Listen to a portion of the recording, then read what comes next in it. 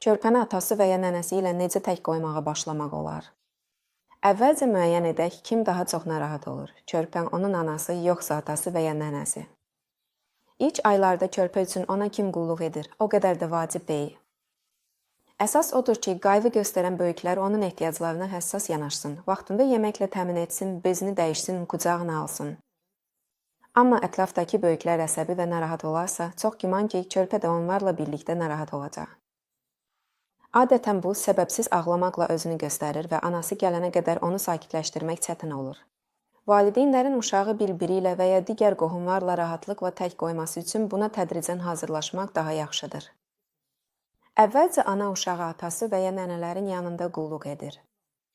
Sonra isə bunu birlikdə edirlər, birgə çimizdirirlər və ya oynayırlar.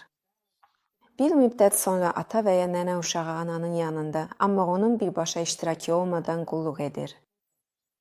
Əgər ana etibar edirsə, körpənin və böyüyün bir-birinə uyğunlaşması daha tez və asan baş verəcək.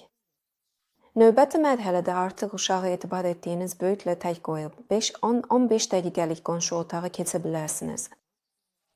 Adaptasiya prosesi problemsiz keçsin deyə əvvəlcədən lazım olan hər şeyi göz önündə hazırlayın. Süd şişələri, qarışıq, bezlər, oyuncaqlar, nə lazımdırsa. Əvvəlcədən sterilizatorun və ya butulka isidicisinin necə istifadə olunduğunu göstərin. Gölmə yerlərə sadə və qısa təlimatlar yapışdıra bilərsiniz. Lazım olarsa, məsləhət vermək üçün əlaqədə olun. Unutmayın ki, hər bir böyüyün uşağın ehtiyaclarını başa düşməsi üçün zamana və təcrübəyə ehtiyacı var. Əvvəllər bu, bir növ tapmaca oyunu kimi görünür. Amma böyüklər uşaqla nə qədər çox vaxt keçirirsə, onu bir o qədər asan başa düşür.